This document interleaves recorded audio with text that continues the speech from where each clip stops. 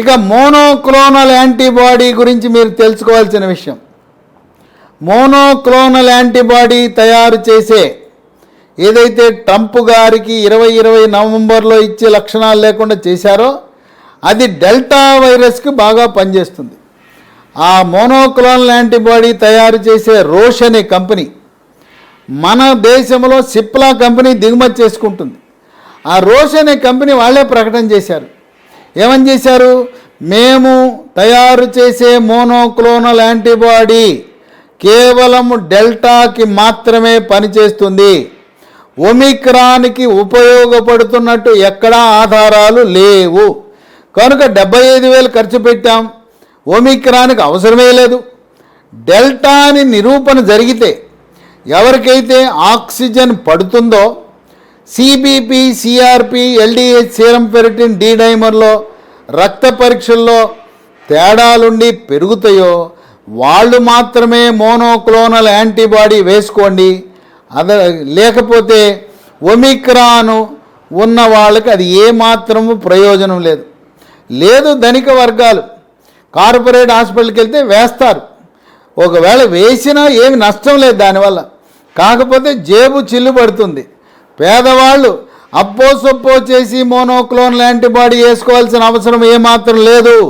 Omicron మనని చాలా దయతో చూస్తుంది ఒమిక్రాన్. ఇక ఒమిక్రాన్ అయిపోయిన తర్వాత ఏ మైక్రాన్లు ఉండవు, ఇక మన శాశ్వతంగా ఈ మహమ్మారి వదిలేసి వెళ్ళిపోతుంది. దాని యొక్క శక్తి తగ్గిపోయింది, దాని యొక్క లక్షణాలు మనకి కలిగించే గుణం పోయింది. పోబట్టి ఏం చేస్తుందంటే నేను వేగంగా వ్యాప్తి చెంది, ఏంటి నువ్వు 70 రెట్లు వేగంగా వ్యాప్తి చెందినా మాకేం కాదు కదా, ఆ ముక్కు కారుతుంది, గొంతు నొప్పి వస్తుంది, ఒక్కరోజు 2 రోజు. మరొక విషయం గమనించండి, ఒక్కరోజులో తెలంగాణ హైదరాబాద్ నుంచి గ్రామాలకు వెళ్ళిన వాళ్ళకి బస్సు, రైలు, విమానాలు వెళ్ళగానే ఇంటికి దిగ్గానే వాళ్ళకి ఒమిక్రాన్ వచ్చేసింది. అంటే 24 గంటలు 48 గంటల్లోనే ఒమిక్రాన్ అంటుతుంది. అప్పట్లాగా 5 రోజులు, వారం రోజులు డెల్టా మొదటి వేవ్లలాగా లేదు, ఒక్క రోజులోనే వచ్చేసింది. హైదరాబాద్లో బయలుదేరారు, బస్సు దిగారు, రైలు దిగారు, విమానం దిగారు, మంచం ఎక్కేశారు. కనుక ఒమిక్రాన్ చాలా స్పీడ్గా వస్తుంది. ఎంత స్పీడ్గా వచ్చిందో అంత స్పీడ్గా తగ్గిపోతుంది. 2 రోజుల్లోనే అంటేసింది, మళ్ళీ 2 రోజుల్లోనే పోతుంది, కొంతమందికి 1 రోజులోనే పోతుంది. గుండె జబ్బులు, షుగరు, బీపీ, స్థూలకాయము, థైరాయిడ్, కిడ్నీ జబ్బులు, రోగ నిరోధక శక్తి తక్కువ ఉన్నవాళ్ళు తప్పనిసరిగా 5 రక్త పరీక్షలు చేయించుకోండి. CBP, CRP, LDH, serum ferritin, D dimer. వాటిని ఎప్పటికప్పుడు చూసుకుని అవి సాధారణ స్థితిలో ఉంటే ఈ మోనోక్లోనల్ యాంటీబాడీ వినియోగము కూడా అవసరము లేదు. క్రమేణా భారతదేశంలో నేడు జనవరి 19 వచ్చేసరికి మోనోక్లోనల్ యాంటీబాడీ వినియోగము గణనీయంగా తగ్గింది. మాల్నుపిరావిర్ అనే మందు వాడద్దు, ఫావిపిరావిర్ అనే మందు వాడద్దు, ఐవర్మెక్టిన్ అనే ట్యాబ్లెట్ వాడద్దు, అజిత్రోమైసిన్ అనే ట్యాబ్లెట్ పెద్దవాళ్ళు వాడద్దు, చిన్నపిల్లలు అజిత్రోమైసిన్ సిరప్ వాడచ్చు. డాక్సిసైక్లిన్ చాలా సురక్షితమైన మందు. అజిత్రోమైసిన్ గుండెపై దుష్పరిణామాలు ఉంటాయి. ఈ సూచనలన్నీ పాటిస్తూ మాస్క్ తప్పనిసరిగా ధరించండి. కొంతమంది తెలవక అమాయకత్వంతో సర్జికల్ మాస్కు, N95 మాస్కులు ఉతుకుతున్నారు, అవి ఉతికితే పనిచేయవు. కొంతమంది ఏదో సెంటు అత్తరు పూసినట్టు దాని మీద శానిటైజర్ పూస్తున్నారు. శానిటైజర్ పూసినా, డెటాల్ పూసినా, స్పిరిట్ పూసినా ఈ సర్జికల్ మాస్క్ కానీ N95 మాస్క్ కానీ ఒక్కరోజే వినియోగించండి, ఒకరోజు దాటి వాడకూడదు. రంగురంగుల మాస్కులు, దాంట్లో రాజకీయ పార్టీల బొమ్మలు వేసుకుంటున్నారు. కొంతమంది లుంగీలు తయారు చేసే కంపెనీ వాడు ఆ మాస్కులు అమ్ముతున్నాడు. మీకు నచ్చిన సినిమా తారలు, హీరోలు, హీరోయిన్ల బొమ్మలు కూడా ఉంటున్నాయి, అవి ఎందుకు పనికిరావు. గుడ్డతో తయారు చేసిన మాస్కులు, N95 మాస్కులు పనిచేయవు. మందుల షాపులో లభించే తెల్ల రంగులో ఉండే N95 మాస్కు అవి కవర్లో సీల్ చేసి ఉంటుంది.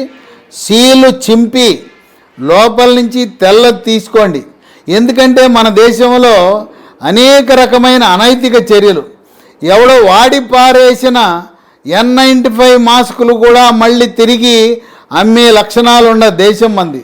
కనుక ఎవరు కూడా సీలు తీసుకుంటే అది N95 మాస్క్, లేదా ఎవడైనా లూజుగా తెచ్చి అమ్మాడంటే అది ఎవడో నాబోటిగాడు వాడి పారేసిన దాన్ని ఏరుకొచ్చి రోడ్ల మీద ఉన్న చెత్త కుప్పల్లో ఏరుకొచ్చి మీకు అమ్ముతారు. కనుక 5 రూపాయలకు వచ్చింది, 10 రూపాయలకు వచ్చింది, రంగురంగుల మాస్కులని భుజాలు ఎగరేసుకోవద్దు.